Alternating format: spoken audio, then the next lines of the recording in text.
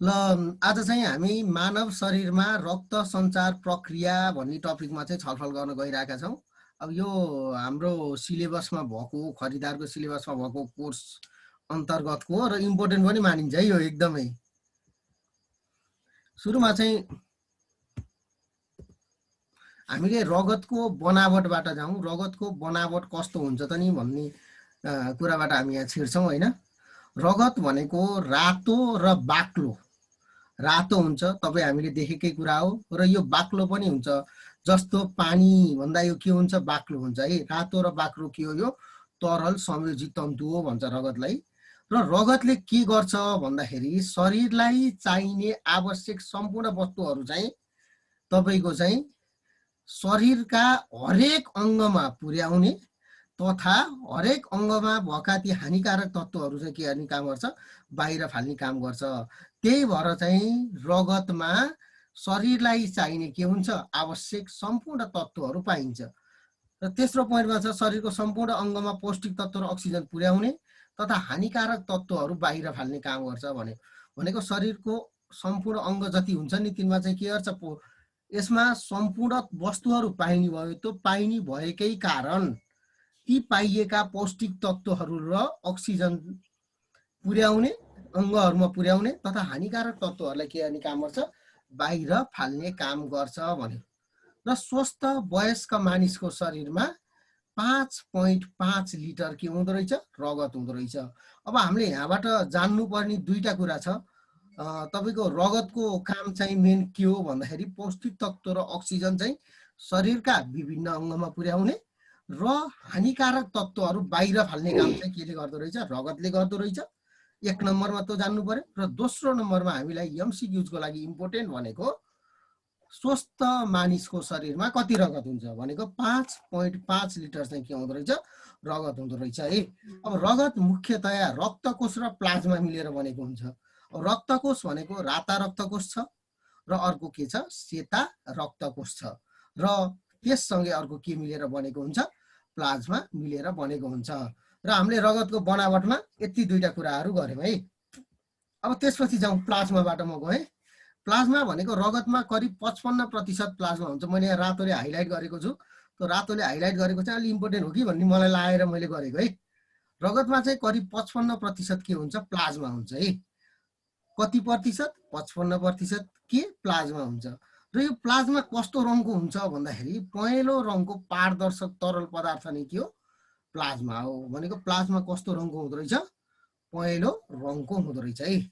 र प्लाज्मामा 90% पानी र 10% के पाइँदो रहेछ, प्रोटिन, बोसो, लवण, कार्बोहाइड्रेट। भनेको रगत भनेको आफैमा के हो, राता रक्तकोष, सेता रक्तकोष र प्लाज्मा मिलेर बनेको छ। अहिले हामीले भन्यौँ रगतको बनावट। र रगतमा चाहिँ आवश्यक तत्त्वहरू पाइन्छ भनेर भनेको थियौँ नि, शरीरलाई आवश्यक पर्ने तत्त्वहरू। ल हेर्नुहोस् त, प्लाज्मा पनि रगतको एउटा पोर्सन हो। त्यसैमा प्रोटिन, बोसो, लवण, कार्बोहाइड्रेट आदि पाइन्छ भनेपछि रगतमा पाइयो पाइएन, पाइयो। भनेको रगतमा पानी के अरे प्लाज्मामा टोटल रगतमा 55% के हुन्छ, प्लाज्मा हुन्छ। र त्यो 55%लाई 100% मान्ने हो भने त्यसमा 90% के पाइन्छ, पानी पाइन्छ भने 10% के पाइन्छ, प्रोटिन, बोसो, लवण र कार्बोहाइड्रेट आदि पाइन्छ। यति कुरा चाहिँ हामीले यहाँबाट जान्नु पर्यो। भनेको यहाँ तीनटा कुरा भयो। एउटा के, रगतमा 55%, प्लाज्मा कति पर्सेन्ट, 55% पाइन्छ। अनि त्यसपछि यो कस्तो हुन्छ, पहेँलो रङको पारदर्शक तरल पदार्थ हो। हामीले भोलि सोध्न सक्छ कस्तो हुन्छ भने यो पारदर्शक हुन्छ, कस्तो रङको हुन्छ, पहेँलो रङको हुन्छ। र प्लाज्मामा कति प्रतिशत पानी र कति प्रतिशत चाहिँ अन्य कुराहरू पाइन्छ भने 90% पानी पाइन्छ। प्लाज्माका कामहरूतिर गएँ यो, किनकि यो पनि इम्पोर्टेन्ट होला जस्तो मलाई लाग्यो होइन। भोलि तलका मध्ये प्लाज्माले गर्ने कार्य कुन होइन भनेर सोधिदिन पनि सक्छ। त्यही मैले यो कुराहरूलाई पनि यहाँ इन्क्लुड गरेको छु। पानीको प्रवाह र मात्रालाई चाहिँ यसले के गर्छ, सन्तुलन गर्छ। भनेको 90% त प्लाज्मा आफैमा पानी हो होइन, 10% मात्रै लवण लगायत अन्य कुराहरू हो भने यसले पानीको प्रवाह र मात्रालाई के गर्छ, सन्तुलन गर्छ। दोस्रो कुरा के हो भन्दाखेरि पौष्टिक तत्त्व र अक्सिजनलाई शरीरको विभिन्न भागमा पुर्याउँछ। रगतको काममा अहिले हामीले पढेको थियौँ, पौष्टिक तत्त्व र अक्सिजनलाई शरीरको विभिन्न भागमा पुर्याउने भनेको। तर रगत भित्रको प्लाज्माले चाहिँ के कार्य गर्दो रहेछ, जुन अहिले रगतले गर्छ, जुन रगतले गर्ने कार्य भनेको थियौँ त्यो कार्य चाहिँ केले गर्दो रहेछ, प्लाज्माले गर्दो रहेछ। अनि प्रत्येक अङ्गबाट निस्केका अनावश्यक पदार्थ चाहिँ के गर्छ, निष्कासन गर्न यसले के गर्छ, मद्दत गर्दो रहेछ। भनेको शरीरका विभिन्न अङ्गहरूमा चाहिँ पौष्टिक तत्त्व र अक्सिजन पुर्याउने काम पनि गर्यो एक नम्बरमा, र दोस्रो नम्बरमा प्रत्येक अङ्गबाट निस्केका अनावश्यक पदार्थलाई चाहिँ के गर्ने काम गर्दो रहेछ, निष्कासन गर्ने काम गर्दो रहेछ। भनेको शरीरमा चाहिने तत्त्व पुर्याउने र शरीरमा अनावश्यक भएको तत्त्व फाल्ने, त्यति मात्रै सम्झौँ। अब त्यसपछि जाउँ, कलेजोबाट निस्केको युरियालाई मृगौलासम्म पुर्याउँछ। भनेको कलेजोबाट युरिया निस्किँदो रहेछ, युरिक एसिड भनौँ होइन, निस्केको युरियालाई चाहिँ कहाँसम्म पुर्याउने रहेछ, मृगौलासम्म पुर्याउँदो रहेछ। र इन्डोक्राइन ग्रन्थीबाट निस्केको हर्मोनलाई चाहिँ तन्तुसम्म पुर्याउने काम पनि यसले गर्दो रहेछ। अब यो ग्रन्थीको बारेमा हामीले पढेका छैनौँ होइन, ग्रन्थीको बारेमा पढ्दाखेरि चाहिँ यो इन्डोक्राइन ग्रन्थी, एक्जोक्राइन ग्रन्थी, पिट्युटरी ग्रन्थी, यी ग्रन्थीहरू पढ्नुपर्ने हुन्छ होइन। अहिले हामीले के मात्रै सम्झ्यौँ भन्दाखेरि इन्डोक्राइन ग्रन्थीले हर्मोन उत्पादन गर्दो रहेछ। हर्मोन उत्पादन नगरे, ग्रन्थीको काम भनेको चाहिँ उत्पादन गर्ने है। फेरि अब के उत्पादन गर्छ, हरेक ठाउँमा चाहिँ के अब र्यालहरू उत्पादन गर्ने ग्रन्थीलाई र्याल ग्रन्थी अथवा के ग्रन्थी भन्छ, अब त मलाई नै अहिले एक्ज्याक्ट थाहा छैन। तर इन्डोक्राइन ग्रन्थीले हर्मोन उत्पादन गर्छ र त्यो इन्डोक्राइन ग्रन्थीबाट निस्केको हर्मोनलाई चाहिँ तन्तुसम्म पुर्याउने काम गर्दो रहेछ। अनि प्लाज्मामा एउटा फाइब्रिनोजेन भन्ने प्रोटिन पाइन्छ, एकदम इम्पोर्टेन्ट छ है यो। फाइब्रिनोजेन भन्ने प्रोटिन चाहिँ केमा पाइन्छ, प्लाज्मामा पाइन्छ भन्ने कुरो है, यो जान्नै पर्यो। अनि यसले चाहिँ रगत जम्न मद्दत गर्दो रहेछ। हेर्नुहोस्, फाइब्रिनोजिन प्रोटिनले चाहिँ के गर्दो रहेछ, रगत जम्न मद्दत गर्छ। अब तपाईँहरूलाई सम्झिनको लागि मैले यसलाई कसरी सम्झेको भन्दाखेरि, हामीले अन्डा चाहिँ त सुरुमा लिक्विड स्टेटमा हुन्छ, त्यो फोर्यो भने चाहिँ अन्डा लिक्विड स्टेटमा हुन्छ, त्यो लिक्विडलाई चाहिँ फ्राई गरिदियो भने के हुन्छ, जम्छ नि। त्यस्तै चाहिँ रगत पनि के हुन्छ, जम्छ। त्यसरी सम्झिनु होला है, फाइब्रिनोजेनले रगत जम्न चाहिँ मद्दत गर्छ। एकदम इम्पोर्टेन्ट भनेको यहाँ यही हो है। अनि त्यसपछि तपाईँको के अरे यो हर्मोनलाई चाहिँ तन्तुसम्म पुर्याउने, दुईवटा कुरा इम्पोर्टेन्ट छ है यहाँ। अनि फाइब्रिनोजेन प्रोटिनको कमी भएमा, यो फाइब्रिनोजेन प्रोटिन हो, त्यो प्रोटिनको कमी भएमा के हुन्छ, रगत नजम्ने हुन्छ। र यदि शरीरमा चोटपटक लागेको छ भने शरीरबाट रगत बगिरहन्छ। हेर्नुहोस् त, शरीरबाट रगत बग्न, यदि हामीलाई चोटपटक लाग्यो भने शरीरबाट रगत बग्नको लागि रोक्ने प्रोटिनको नाम के हो भन्यो भने अन्डा फ्राई गर्ने खाने फाइब्रिनोजिन प्रोटिन भनेर हामीले सम्झौँ है। यदि चाहिँ यो तपाईँलाई चाहिँ के शरीरबाट रगत त बगिरहेको हुन्छ नि, यदि त्यस्तो समस्या भयो भने त्यो रोगलाई चाहिँ के भनिँदो रहेछ भन्दाखेरि हेमोफेलिया भनिन्छ अरे। के भनिँदो रहेछ, हेमोफेलिया। अब यसलाई कसरी सम्झिने भन्दाखेरि रगतलाई हेमोग्लोबिन भनिन्छ हामीले। हेमोग्लोबिन तत्त्व पाइन्छ जसले गर्दा रगत रातो हुन्छ, त्यसलाई त्यही भएर चाहिँ त्यो यदि हेमोग्लोबिन नै फेल खायो भने, रगतै फेल खायो भने त के हुन्छ, बगिरहन्छ नि। त्यसरी सम्झिन चाहिँ हामीले सकिन्छ कि भन्ने मैले आफूले बनाएको है, त्यो चाहिँ अब नसकिन पनि सकिन्छ होइन। त्यही भएर चाहिँ यसलाई के भनिन्छ, हेमोफेलिया भनिन्छ। अब त्यसपछि जाउँ राता रक्तकोष। राता रक्तकोषलाई चाहिँ अर्को इरिथ्रोसाइट पनि भनिन्छ है। यो चाहिँ सबै इम्पोर्टेन्ट छ यहाँ, मैले त्यही यसमा कुनै पनि रातो लागेन, यहाँ भएको चाहिँ लगभग सबै इम्पोर्टेन्ट छ है। राता रक्तकोषलाई इरिथ्रोसाइट भनिने रहेछ। अब यसलाई कसरी सम्झिने भन्दाखेरि राइसर भनेर सम्झिनुहोस् के, राता रक्तकोष इरिथ्रोसाइट, राइसर, ठ्याक्क राइसर भनेर सम्झिनुहोस्, पुग्छ है। इरिथ्रोसाइट पनि भनिन्छ। आकार बाइकन्केभ गोलाकार आकारको हुन्छ अरे है। कस्तो हुन्छ अरे, बाइकन्केभ गोलाकार। अब यो बाइकन्केभ गोलाकार कस्तो हो भन्नुहुन्छ भने म बरु अहिले चित्र देखाउँला एकछिनमा। र यसको चाहिँ के हुँदैन भन्दाखेरि न्युक्लियस हुँदैन। राता रक्तकोषको के हुँदैन, न्युक्लियस हुँदैन। र यसको चाहिँ 1 घन मिलिलिटरमा चाहिँ तपाईँको 1 ml रगतमा चाहिँ 45 देखि 50 लाख चाहिँ के हुन्छन्, राता रक्तकोषहरू, रक्त कणिकाहरू के हुन्छन्, भनेपछि यसको एउटा चाहिँ के भन्दो रहेछ, इरिथ्रोसाइट पनि भनिन्छ। दोस्रो चाहिँ आकार के हुन्छ, बाइकन्केभ गोलाकार हुन्छ। तेस्रो चाहिँ यसको के हुँदैन, न्युक्लियस हुँदैन। चौथो चाहिँ यसमा के छ, 45 देखि 50 लाख राता रक्त कणिकाहरू पाइन्छन्। र यसको आयु कति हुन्छ, 90 देखि 120 सम्म के हुन्छ। त्यस्तै यिनीहरू कहाँ बन्छन् भनेर पनि सोध्न सक्छ। बोन म्यारोमा बन्छन् है यिनीहरू। सुन्दै हुनुहुन्छ? हेलो, सुन्दैछौँ सर। कोही पनि हल्लै भएन र के। आयु चाहिँ 90 देखि 120 दिनसम्म हुन्छ र यिनीहरू केमा बन्छन्? बोन म्यारोमा बन्छन् है। प्रति सेकेन्ड 20 लाख जति बन्ने र त्यतिलाई लाखमा चाहिँ नष्ट हुने पनि गर्दा रहेछन् है यो राता रक्तकोष। अब हामीले मेन जान्नुपर्ने यहाँ के हेरिज यो बोन म्यारोसम्म बन्छन् भन्नेसम्म चाहिँ सबै इम्पोर्टेन्ट छ है। यो चाहिँ बोन म्यारोमा बन्छन् भन्ने 90 देखि 120 आयु बोन म्यारोमा भन्ने 40 देखि 45 लाखसम्म रक्तकणिका पाइने। यसको न्युक्लियस हुँदैन। आकार कस्तो हुन्छ? बाइकन्केभ गोलाकार हुन्छ र राइसर पनि भनिन्छ, इरिथ्रोसाइट पनि भनिन्छ, इरिथ्रोसाइट पनि भनिन्छ है। अनि त्यसपछि पुराना रक्तकोष कलेजो, लिभर र फियो स्प्लिनमा के हुन्छन्? नष्ट हुन्छन्। भनेको राता रक्तकोष कहाँ गएर नष्ट हुन्छन् भनेर प्रश्न सोध्न सक्छ होइन। अब कहीँ कलेजो देला, कहीँ चाहिँ तपाईँको अरू क्यापिलर देला होइन, जहाँ पनि भनिदिन सक्छ। त्यस्तो कन्डिसनमा हामीले के सम्झिनु पर्यो भन्दाखेरि कलेजो र फियोमा, लिभर एन्ड स्प्लिनमा गएर के हुन्छ? नष्ट हुन्छ। कलेजो र फियोमा गएर के हुँदो रहेछ? नष्ट हुँदो रहेछ। र यसमा पिगमेन्ट हुन्छ अरे, जसलाई चाहिँ के भनिन्छ? हेमोग्लोबिन भनिन्छ है। हेमोग्लोबिनको कारणले नै के हुन्छ? रगत रातो हुन्छ। र हेमोग्लोबिनमा फलाम तत्त्व पाइन्छ अरे, हेमोग्लोबिनमा आइरन पनि पाइन्छ अरे, जसले गर्दा प्रशस्त रगत चाहिँ के गर्न सक्छ? आपूर्ति गर्न सक्छ। अक्सी हेमोग्लोबिन भन्छ। अक्सी हेमोग्लोबिन भनेको के हो भन्दाखेरि अक्सिजन युक्त हेमोग्लोबिन है। राता रक्त कणिकाको संख्या कमी भएमा, अब यदि शरीरमा चाहिँ जति हुनुपर्ने हो नि रक्तकोष त्यति भएन, राता रक्तकोष त्यति भएन भने रक्त अल्पता अर्थात् एनिमिया हुन्छ र शरीरमा अक्सिजनको मात्रा के हुन्छ? कम हुन्छ।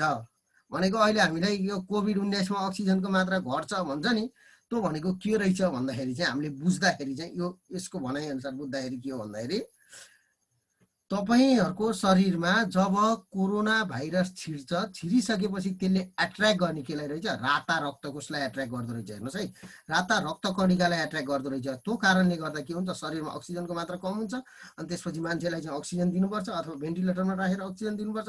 कारण के रहेछ? राता रक्तकोषलाई एट्र्याक्ट गर्दो रहेछ। यसको मुख्य काम चाहिँ के हो भन्दाखेरि शरीरमा अक्सिजन र कार्बन डाइअक्साइडको के गर्नु हो? परिवहन गर्नु हो।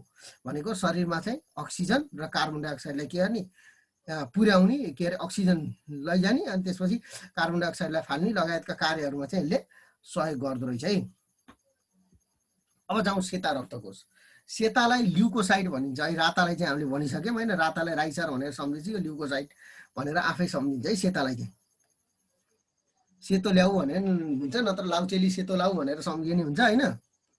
ल्युकोसाइट पनि भनिन्छ है। अब यसको चाहिँ के हुँदैन भन्दाखेरि निश्चित आकार हुँदैन। ऐकोको आकार के थियो? बाइकन्केभ गोलाकार थियो भने सेता रक्तकोषको के हुँदैन? निश्चित आकार हुँदैन। ऐको न्युक्लियस थियो भने यसमा के हुँदैन? न्युक्लियस हुँदैन। र सेता रक्तकोष हेमोग्लोबिन भन्ने तत्त्वले रातो बनाउँछ भने यसमा हेमोग्लोबिन भयो भने त यो पनि रातो हुनु पर्यो नि, त्यही भएर के हुँदैन? हेमोग्लोबिन पनि हुँदैन। र यी चाहिँ के हुन्छन् भन्दाखेरि ग्रानुलर र नन ग्रानुलर गरी दुई किसिमका सेता रक्तकोष हुन्छन् है।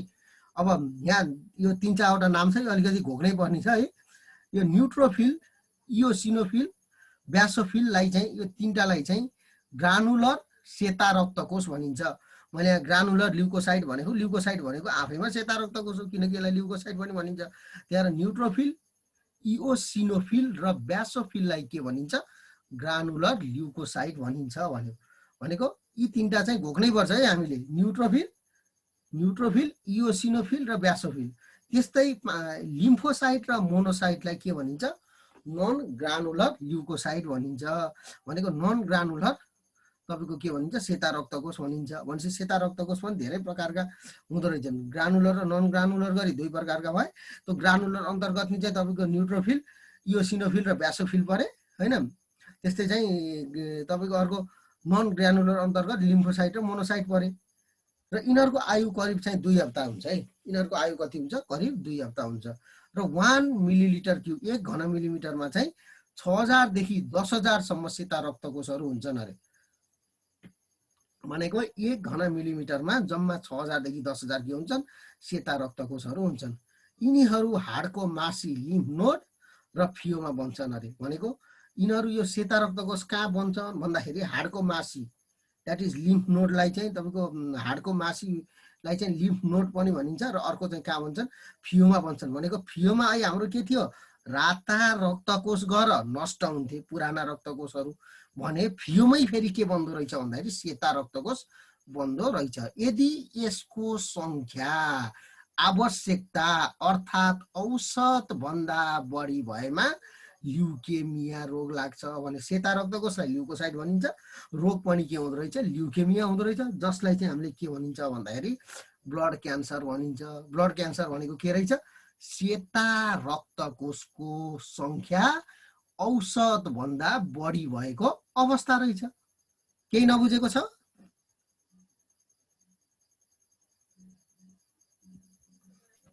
बुझ्यो सर, बुझ्यो। अब म सेता रक्तकोषका कार्यहरूमा गएँ। यसको कार्य एकदम सजिलो छ, एउटै कार्य हो। के हो भन्दाखेरि रोगसँग लड्ने काम चाहिँ सेता रक्तकोषको। हेर्नुहोस् है, अब यिनीहरूमध्ये केही रोग सङ्क्रमण गर्ने कीटाणुहरूसँग के गर्छन् लड्छन्। भनेको जुनले रोग सङ्क्रमण गर्छ ती कीटाणुहरूसँग के हुन्छन् लड्छन् भने केहीले रोगको कीटाणुलाई नष्ट गर्छन् र केहीले चाहिँ सङ्क्रामक कीटाणुसँग लड्दा नाश भएका वस्तुहरूलाई हटाउँछन् र घाउ निको पार्छन् भन्ने कुरा गरेको छ।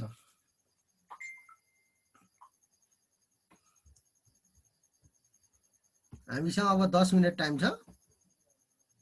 आज चैतन्यको फिडब्याक क्लास रहेछ नि त, त्यही भएर साथीहरूको कम भयो जस्तो माने मैले। अब जाउँ प्लेटलेट्सतिर। यो प्लेटलेट्सतिर यसलाई चाहिँ के भनिँदो रहेछ भन्दाखेरि थ्रोम्बोसाइट पनि भनिन्छ भन्यो।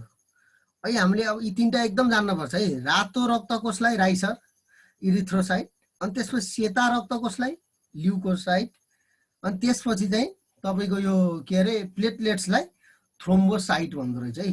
प्लेटा चाहिँ फालिदिने के थ्रो गर्ने के थ्रोम्बोसाइट भनेर चिनिदो रहेछ है। यी चाहिँ सूक्ष्म र गोलाकार आकारका हुन्छन् भनेको साना हुन्छन् तर गोलाकार आकारका हुन्छन्। राता र सेता रक्तकोषको तुलनामा यी रक्त कणिकाहरू धेरै साना हुन्छन्। भनेको प्लेटलेट्स चाहिँ राता रक्तकोष र सेता रक्तकोषको तुलनामा के हुन्छन् साना हुन्छन् र यिनीहरूको नियमित आकार पनि हुँदैन, न्युक्लियस पनि हुँदैन। भनेको उसको पनि के थिएन सेता रक्तकोषको पनि तपाईँको निश्चित आकार थिएन र के थिएन न्युक्लियस थिएन भने यो प्लेटलेट्सको पनि के हुँदो रहेछ आकार र न्युक्लियस हुँदैन है। निश्चित आकार नै हुँदैन, न्युक्लियस पनि हुँदैन। यिनीहरू के हुन्छन् भन्दाखेरि रङ्गहीन हुन्छन्। भनेको प्लेटलेट्सको रङ हुँदैन र रातो बोन म्यारोमा बन्छन्। रेड बोन म्यारोमा चाहिँ यिनीहरू के गर्दा रहेछन् बन्दा रहेछन्। र यसको 1 मिलिमिटर क्युब अर्थात् 1 घन मिलिमिटरमा चाहिँ 2 देखि 4 लाख प्लेटलेट्स चाहिँ के हुन्छन् रहेका हुन्छन्। प्लेटलेट्स भनेको 1 घन मिलिमिटरमा 2 देखि 4 लाख रहेका हुन्छन् र यसको आयु चाहिँ 2 देखि 3 दिनसम्म हुन्छ। भन्नुभयो नि आयु 2 देखि 3 दिनसम्म हुँदो रहेछ भने 1 घन मिलिमिटरमा 2 देखि 4 लाख के हुन्छन् प्लेटलेट्स हुन्छन्। यदि शरीरमा चोटपटक लाग्दा यसले चाहिँ के गर्छ भन्दाखेरि प्लेटलेट्सले फाइब्रिनोजेनसँग मिलेर रगत जम्नमा मद्दत गर्छ। फाइब्रिनोजेनको काम के हो रगत जमाउने हो भने त्यो रगत जमाउनको लागि उत्प्रेरकको काम भने नि भयो, अथवा त्यसलाई मद्दत गर्ने कार्य के गर्दो रहेछ प्लेटलेट्सले गर्दो रहेछ। अब म अगाडि बढे फेरि। अब रगतका कार्य हजुर ल भन्नुहोस्। सेता रक्तकोषमा न्युक्लियस हुन्छ कि हुँदैन? सेता रक्तकोषमा न्युक्लियस हुँदैन। हजुरले एकचोटि स्लाइड हेर्नु त छ हजुर हुन्छ लेख्नु भएको छ कि सेता त्यही रक्तकोष त हुँदैन त्यही त। ए सरी मैले यहाँ हुन्छ लेखेर रहेछ भन्दा चाहिँ हुँदैन भनेको लेख्दा चाहिँ हजुर हजुर भन्नुभयो त्यही त हुँदैन लेख्दा हुन्छ। यस्तो भयो अगाडिको राता रक्तकोषको स्लाइडले ठ्याक्क ल्याएर त्यहाँ उ गरे कपी गरे त्यो कारणले गर्दा हुन्छ सर ठिक छ त्यही त हुँदैन। त्यही त नि उता ल्याएर कपी गर्दाखेरिको परिणाम हो त्यो चाहिँ। अब रगतका कार्यहरूमा गए। रगतको कार्यहरू चाहिँ परिवहन नियन्त्रण र सुरक्षा हो। ट्रान्सपोर्टेसन रेगुलेसन र सुरक्षा दिने। अब यसका कार्यहरूलाई छुट्टा छुट्टै मैले यहाँ ल्याएर राखेको छु। एउटा परिवहनमा जाउँ। रगतले फोक्सोबाट अक्सिजनलाई चाहिँ शरीरको कोष तथा तन्तुहरूमा पुर्याउँदो रहेछ। रगतले के गर्दो रहेछ भन्दाखेरि फोक्सोबाट चाहिँ अक्सिजनलाई के गर्दो रहेछ शरीरको कोष तथा तन्तुहरूमा लैजाने काम गर्दो रहेछ। अहिले हामीले पहिले भनेका थियौँ कि रगतले चाहिँ अक्सिजन र पौष्टिक तत्त्वलाई बोकेर हिँड्यो, शरीरका तन्तुमा पुर्याउने, तर चाहिँ अक्सिजनलाई कहाँबाट हामीले लिएको अक्सिजन फोक्सोमा जान्छ, त फोक्सोको अक्सिजनलाई चाहिँ के गर्दो रहेछ रगतले हरेक कोष तथा तन्तुमा लैजाँदो रहेछ। विभिन्न कोष तथा तन्तुबाट चाहिँ फेरि अब अक्सिजन युज भइसकेपछि त्यसले चाहिँ के गर्यो कार्बन डाइअक्साइड चाहिँ फोक्सोमा ल्याउने काम गर्यो।